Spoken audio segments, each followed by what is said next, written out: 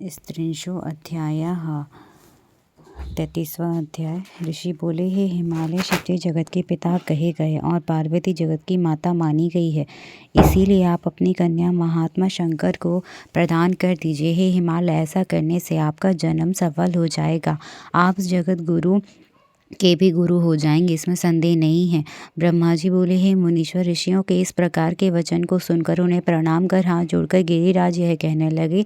हिमालय बोले, हे महाभाग्यवान सप्तऋषिगण, आप लोगों ने जैसा कहा है उसे मैंने शिवजी की इच्छा से पहले ही स्वीकार कर लिया था, किंतु हे प्रभु, इसी समय एक वैष्णव धर्मी ब्राह्मण ने यहाँ आकर शिवजी को लक्ष्य करके प्रेम पूर्वक उनके विपरीत वचन कहा है। तभी से शिवा की माता ज्ञान से भ्रष्ट हो गई हैं और अपनी पुत्री का विवाह उन योगी रुद्र से नहीं करना चाहती है। विप्र, वे अत्यंत दुखी होकर मैले वस्त्र धारण कर वहाँ हट करके कोप भवन में चली गई हैं और समझाने पर भी नहीं समझ रही हैं। मैं सत्य कह रहा हूँ कि मैं भी ज्ञान भ्रष्ट हो गया हूँ और अब मैं भिक्षु रूपधारी महेश्वर को कन्या नहीं देना चाहता हूँ।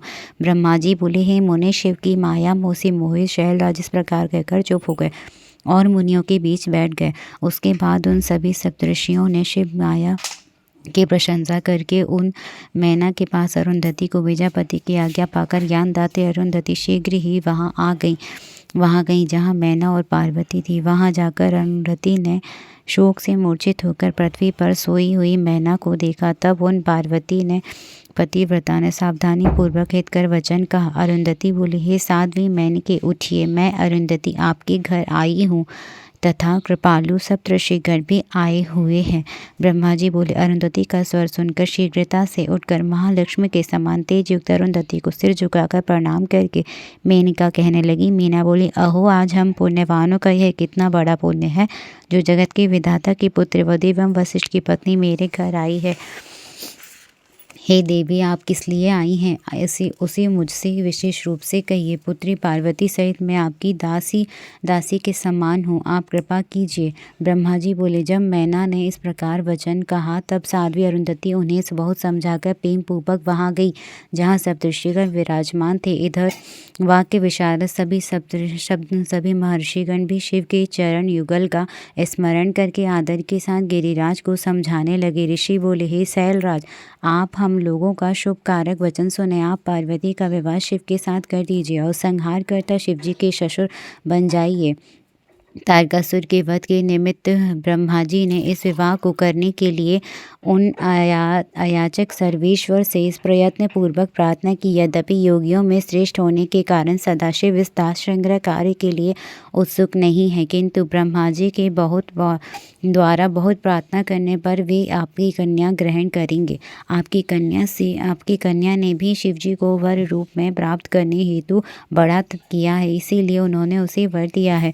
इन्हीं दो कारणों से वे योगेंद्र विवाह करेंगे। ब्रह्मा जी बोले, ऋषियों की यह बात सुनकर हिमालय हंस करके फिर कुछ भयभीत होकर विनयपूर्वक इस प्रकार कहने लगे। हिमालय बोले, मैं शिव के पास कोई राजोचित सामग्री नहीं देख रहा हूँ, ना उनका कोई आश्रय और ऐश्वर्य ही दिखाई पड़ रहा है, ना तो कोई उनका साख संबंधी ही दिखाई पड़ता है। मैं अत्यंत निर्लिप्त योगी को अपनी पुत्री नहीं देना चाहता हूँ। आप लोग तो ब्रह्मदेव के पुत्र हैं, आप लोग निश्चित ही बात बताएं। यदि पिता काम, मोह, भय और लोभवश अपनी कन्या प्रतिकूल वर को प्रदान करता है तो वह नष्ट होकर नरक में जाता है।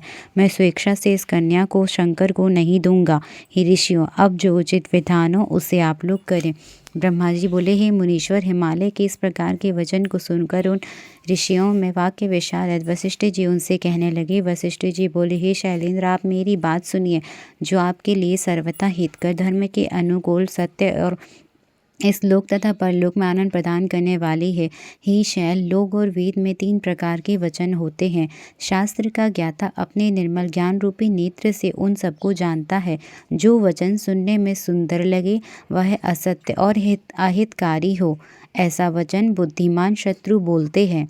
ऐसा वचन किसी प्रकार हितकारी नहीं होता।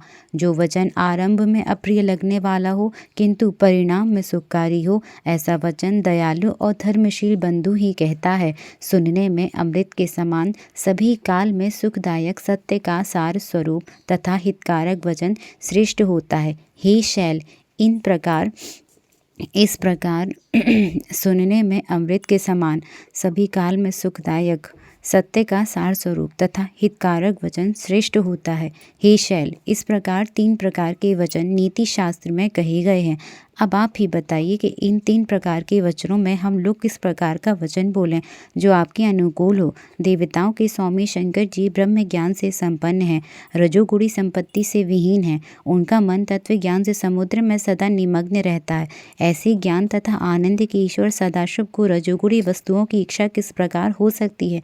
गृहस्थ अपनी कन्या राज संपत्तिशाली को देता है।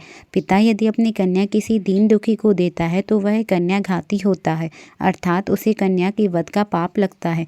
हे हिमालय, कौन कहता है कि शंकर दुखी हैं? कुबेर जिसके दास हैं वे शिव जी तो अपनी भंगिमा की लीला मात्र से संसार का सृजन संहार करने में समर्थ हैं। वे निर्गुण परमात्मा परमेश्वर और प्रकृति से सर्वथा परे हैं। सृष्टि कार्य करने के लिए जिनकी 3 मूर्तियां ब्रह्मा विष्णु महेश्वर रूप में जगत की उत्पत्ति पालन संहार करती हैं। ब्रह्मा ब्रह्मलोक में रहते हैं, विष्णु क्षीर सागर में वास करते हैं और हर कैलाश में निवास करते हैं। ये सभी शिवजी की विभूतियां हैं। यह सारी प्रकृति शिवजी से ही उत्पन्न हुई है, जो 3 प्रकार की होकर इस जगत को धारण करते हैं। वह प्रकृति इस जगत में अपनी लीला से अंशावतारों तथा कलावतारों के रूपों में अनेक प्रकार की प्रतीत होती है। उनकी वाणी रूप प्रकृति मुख से उत्पन्न हुई है, जो वाणी की अधिष्ठात्री देवी है।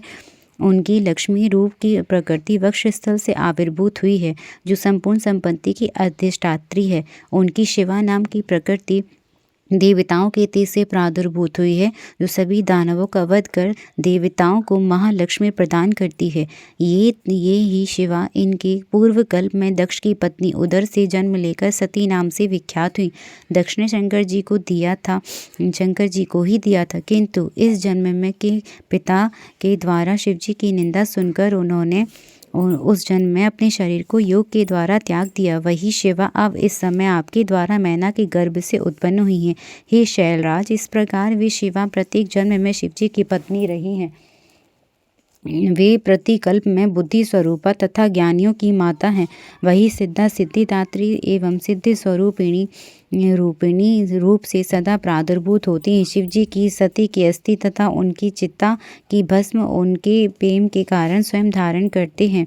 इसीलिए आप इस इच्छा से इस कल्याणी कन्या को शंकर के निमित्त प्रदान कीजिए, अन्यथा आप नहीं देंगे तो भी वह स्वयं अपने पिता के पास चली जाएंगी। हे देवेश, प्रतिज्ञा करके यह देखकर कि आपकी कन्या ने असंख्य क्लेश प्राप्त किए, तब ब्राह्मण का रूप धारण कर उनके तप स्थान पर गए थे और उसे आश्वस्त करके वर देकर अपने स्थान पर लौट आए।